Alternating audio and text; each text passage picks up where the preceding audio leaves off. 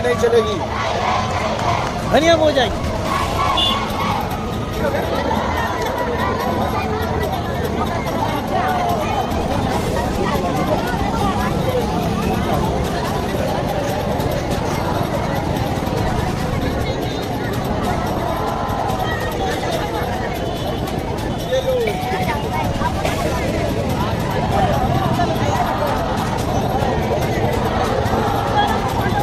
राष्ट्रपति को हटाने के लिए बातें चल पड़ेंगी, प्रॉब्लम्स आएंगी।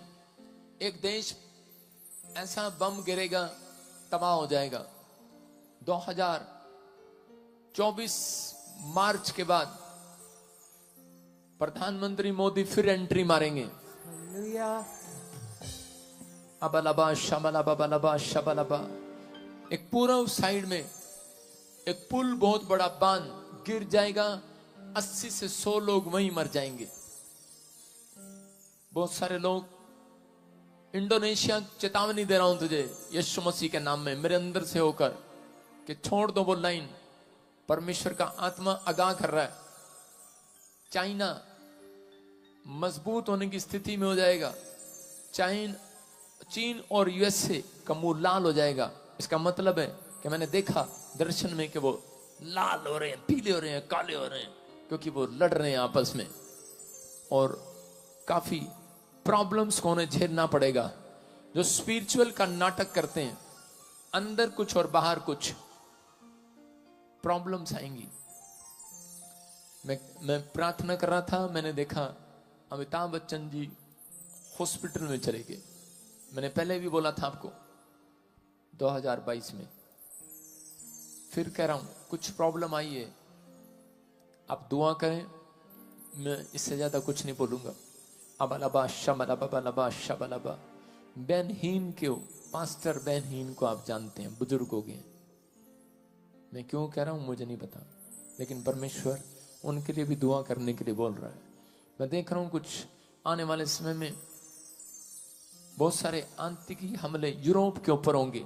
इटली, जर्मनी, फ्रांस, ऐसे अलग अलग जगह पर कुछ प्रॉब्लम्स क्रिएट होना स्टार्ट होंगी। अबलबा शबलबा बलबा शबलबा। पवित्र आत्मा कह रहा है कि लेकिन जो लोग इस बात को अमल कर लेंगे कि मैं 2 टाइम सुबह प्रार्थना करके 2 टाइम बाइबल पढ़ के घर से निकलूंगा, परमेश्वर का आत्मा कह रहा, उनका एक भी बाल, सिर का बाल बांका नहीं होगा। याद रखना, गॉड आपका फेवर करेगा इन सब बातों में। मेरा परमेश्वर फेवर करेगा आपका यीशु मसीह के नाम में। ब्रिटेन का नया किंग बनाया जाएगा, हैरी होगा उसका नाम। कोई पॉप हटा दिया जाएगा पुराना।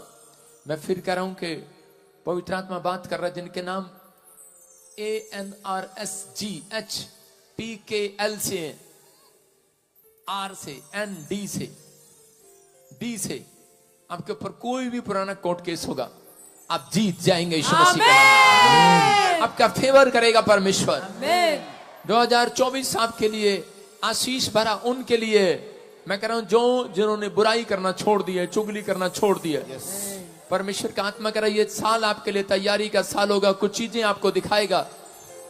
कई जगह ठंड पड़ती होगी, वहां गर्म हो जाएगा। पहाड़ियां बर्फ की पिघल जाया करेंगी।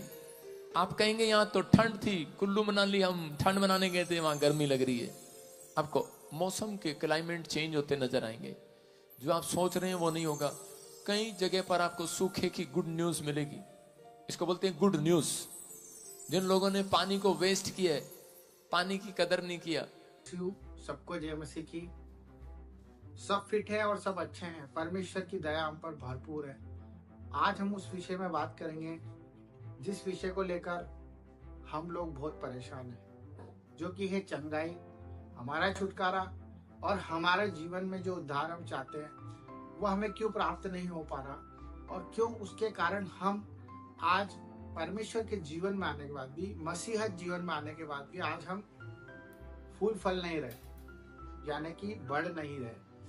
तो मेरे भाई बहनों, मैं आपको वो वचन बताने जा रहा हूँ, वो परमेश्वर की बात बताने जा रहा हूँ जिसके वजह से आप आज नहीं इसी पल वो चीज को महसूस भी कर पाएंगे और आप अपना छुटकारा भी कर पाएंगे और अपने भाइयों के लिए भी आप उस बात को रखकर छुटकारे की तरफ जा सकते हैं। तो वो बात यह है कि जब हम परमेश्वर के जीवन में आए तो हमें सबसे पहले ये जानना है कि हम परमेश्वर के पास आए हैं कि परमेश्वर हमारे पास आए हैं। परमेश्वर के चुने हुए कहलाते हैं, विश्वासी कहलाते हैं। तब भी हम अपनी आशीष क्यों नहीं प्राप्त कर पा रहे? क्यों हमारे जीवन में आज भी हमें अंधकार दिख रहा है? क्यों आज भी हम बीमारियों के साथ अपनी एक मित्रता करके बैठे हुए हैं? क्यों हम अपने कर्जों में लपटे हुए हैं? क्यों हम अपने सम्मान को खोते जा रहे हैं जो प्रभु यीशु ने हमारे लिए क्रूस पर जान दी? मेरे भाई बहनों, ये सच बात है। वो पापी नहीं था, परंतु पाप को लेकर क्रूस पर अपनी जान दी। वो पापी नहीं था, पर उसने सारे विश्व का पाप लेकर अपनी जान दी ताकि हम अच्छे जीवन जी पाए, हम डार्कनेस से ब्राइटनेस की तरफ जा पाए, हम उजाले में प्रकाश में हो जाए और हमारी जिंदगी को बेहतर देख पाए। क्योंकि परमेश्वर ने अपने इकलौते पुत्र को भी नहीं रख छोड़ा हमारे लिए कि हम अगर इस दुनिया में आए हैं तो हम उसके पुत्र के समान जीवन जिए, जिस तरह से उसने निष्पाप होकर भी दूसरों की बुराइयों को ले लिया और हमारे लिए जिंदगी दे दी। यही बात है। तो सच्ची धार्मिकता मैं आपको बताना चाहता हूँ कि जब हम चंगाई छुटकारा अपने जीवन में परमेश्वर की उपस्थिति को देखना चाहते हैं तो हमें सबसे पहले परमेश्वर की धार्मिकता को लेना होगा।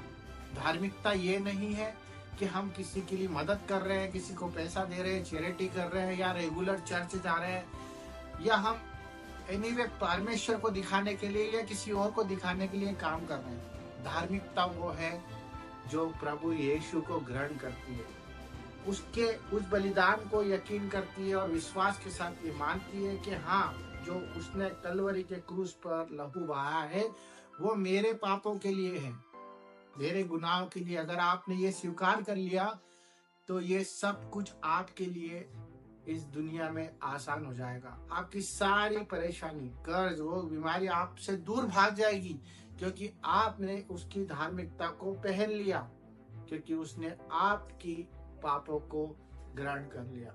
मेरे भाई बहनों, ये वो सच्ची धार्मिकता की बात है जिस पर अगर आपको आज यकीन है तो आपका उद्धार कोई नहीं छीन सकता, क्योंकि परमेश्वर का वचन कहता है कि तू उसके राज्य की और उसकी खोज कर तो ये सब चीजें भी तुझे मिल जाएगी। सारी राज्य वैभव भी तुझे मिल जाएगा, चंगाइयां भी मिल जाएगी और छुटकारा भी मिल जाएगा। तो परमेश्वर के इसी वचन पे आप अमल करें और आप संसार को दिखाने के लिए नहीं जिए। हमें परमेश्वर को और उसके प्रेम के लिए, हमें जो उसने हमसे पहले किया उसके लिए अपना योगदान दे और अपने दिल को उसके लिए खोल के रखे और उस पर यकीन रखे, पूरा भरोसा रखे और कमांड करे, यकीन रखे और वचनों को पढ़े और वचन आपको आजाद कर देंगे। आप बुराइयों से दूर रहे, परमेश्वर के वचन पे बने रहें और धार्मिकता की झिलम को पहन लें और उसके हथियार जो वचन है उसको पकड़कर अपनी जिंदगी के सारे बंधन तोड़ दें। सबको जय मसीह की